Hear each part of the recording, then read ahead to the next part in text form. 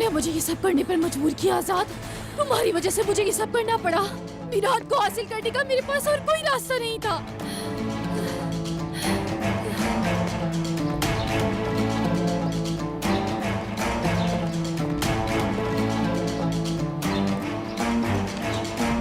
अगर मीरान ने रेयान को वापस ना किया तो, अगर उन्होंने हमारी बेटी को वापस ना किया तो हमारा क्या होगा?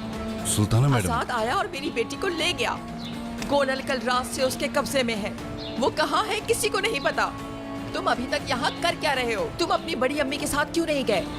हमारे लोग चारों तरफ फैले हुए हैं। गोनल को ढूंढ कर निकाल लेंगे। बहुत जल्द उसका पता चल जाएगा।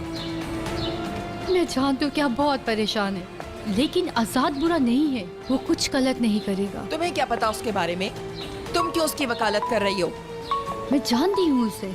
हेलो, फिरात, मुझे आकर बचा लो। मैंने शायद आजाद को कत्ल कर दिया है। तुम ये क्या कह रही हो?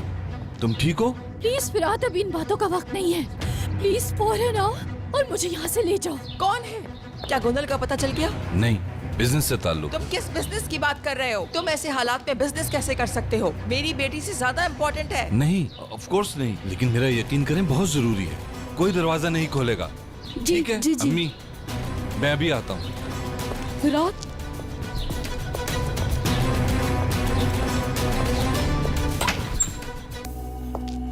तुमने प्लानिंग खराब करके गलती की। वैसे अगर ये प्लान नहीं भी होता फिर भी मीरान मेरे पास नहीं आता और ना ही मोहब्बत मिल सकती। हम वो लोग हैं जिनको मोहब्बत छीनना पड़ती है, लेकिन तुम नहीं समझ सके। यहाँ हर कोई अपनी मोहब्बत की खातिर दूसरे की जिंदगी दांव पर लगा रहा है। अब देखो तुम किस हाल पे पहुँच गए। यही डिफरेंस है हम दोनों में कि तुम रेहान को तकलीफ नहीं दे सकते और मैं तो मीरान के लिए कुछ भी कर सकती हूँ और किसी की जान भी ले सकती हूँ। गोनल, फिरात,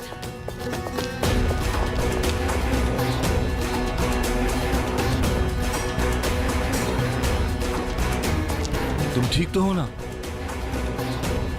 यहाँ क्या हुआ है? फिरात, अभी प्लीज ये सब मत पूछो। तुम्हें बाद में सब समझा दूंगी। चलो यहाँ से। हम आजाद को यहाँ ऐसे नहीं छोड़ सकते। मैं ठीक नहीं हूँ। गोनल,